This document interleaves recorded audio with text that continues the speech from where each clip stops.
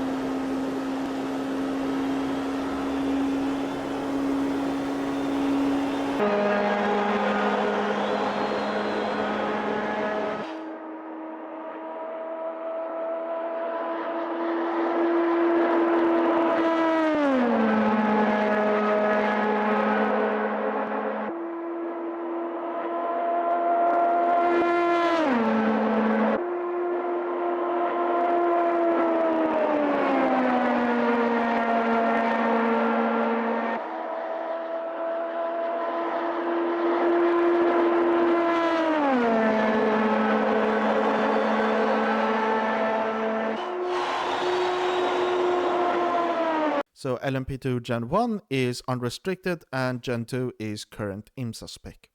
Then they added the Audi LMS GT3 Evo 2.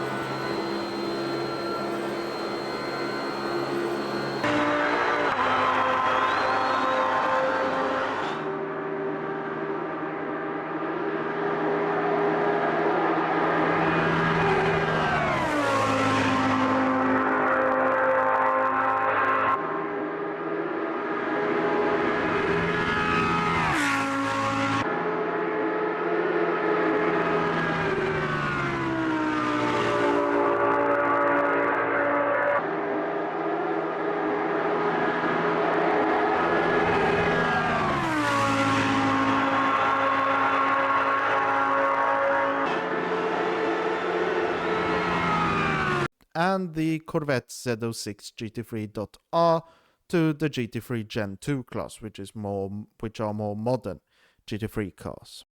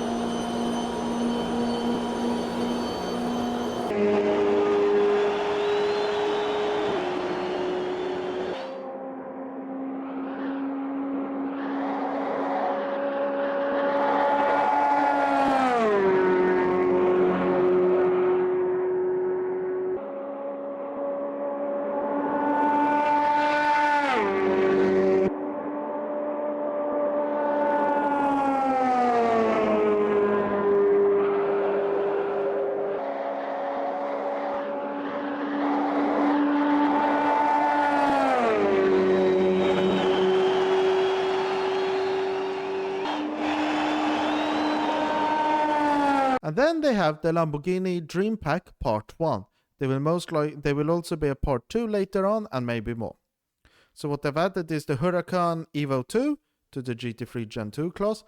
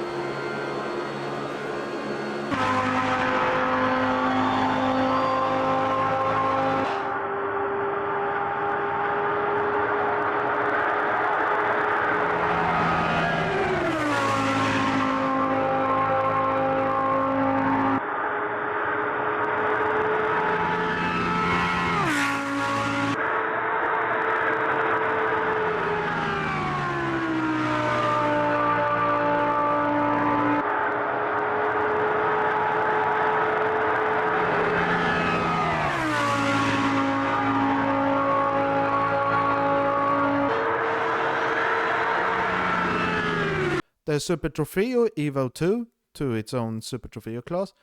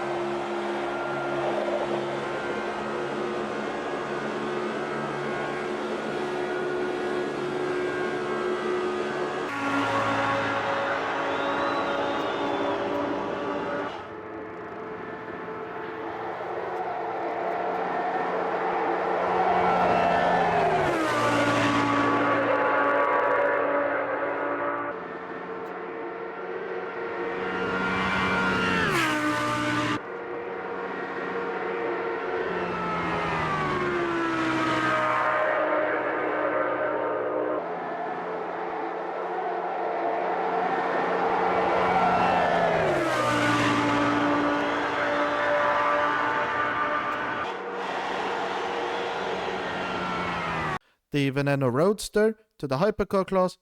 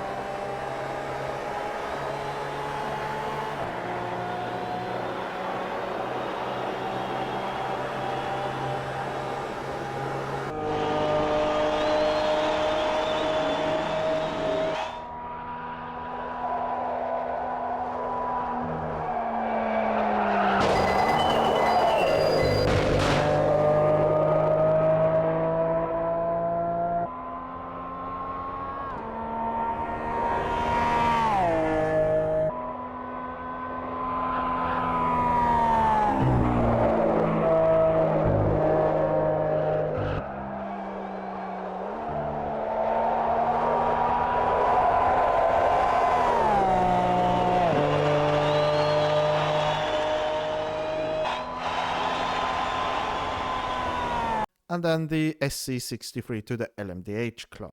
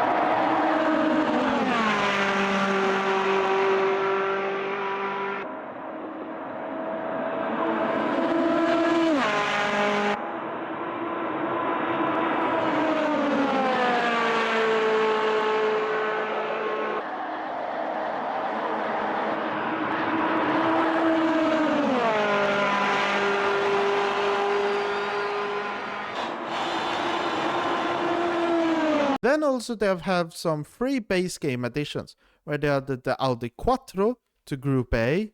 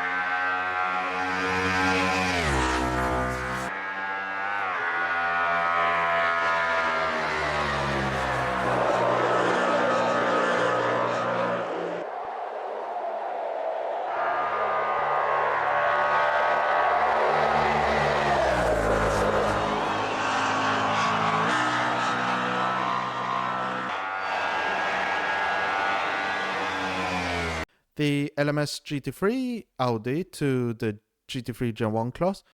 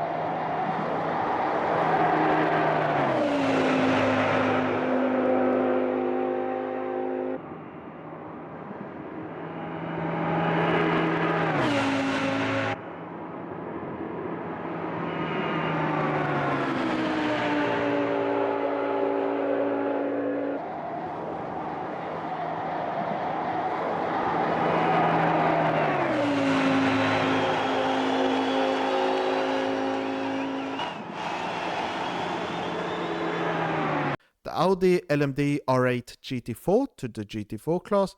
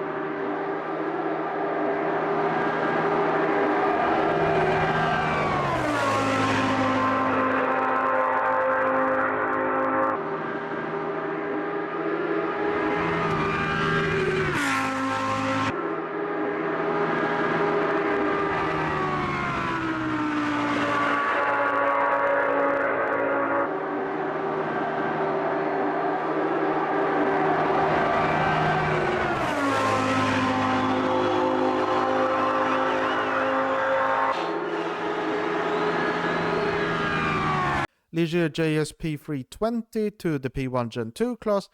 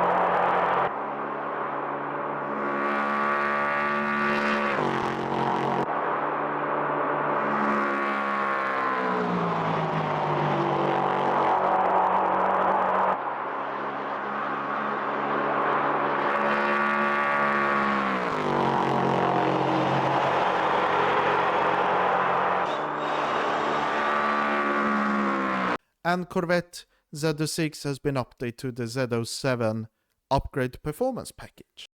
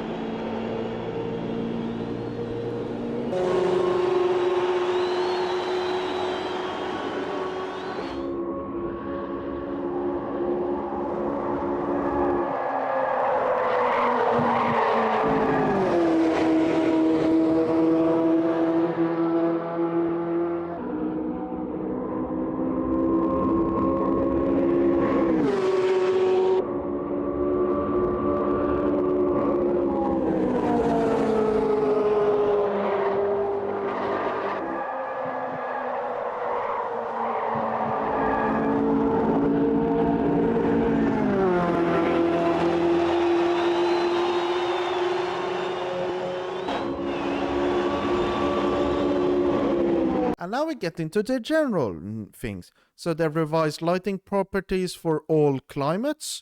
I will show a picture. I will show you some. Show you some differences, or like I have taken similar pictures in V1.5 and V1.6 roughly, and you'll get the video now talking about how they all look different, how different they look.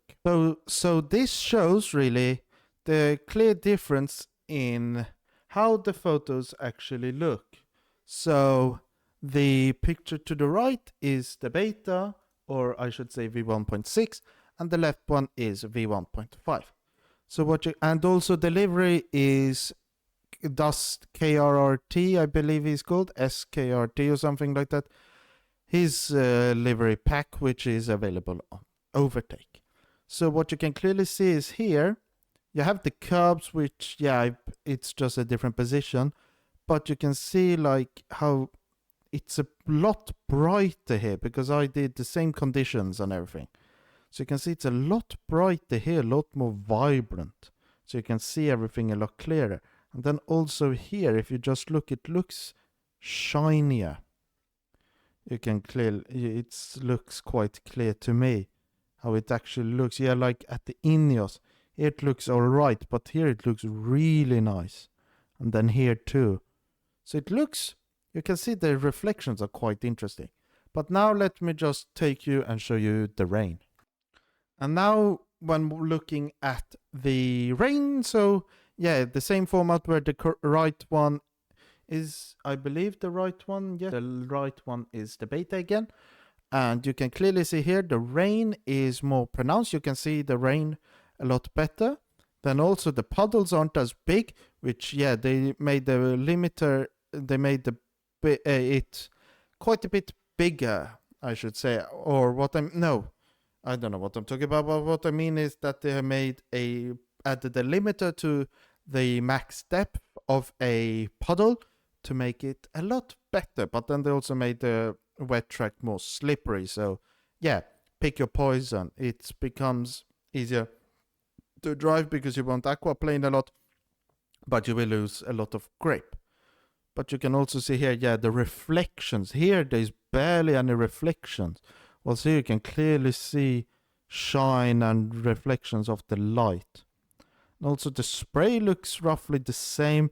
It's a bit weird that it starts from here though. Yeah, that's a bit, and then also on the front wing you can clearly see some rain particles. So that's interesting about the new UI things, or I should say rain.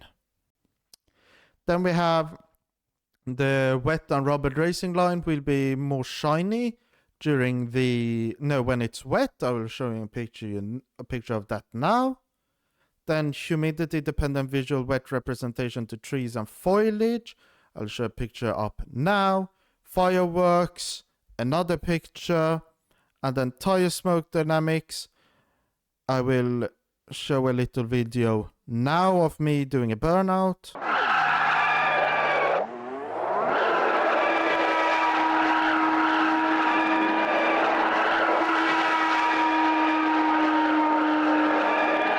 And then sparks, another short video.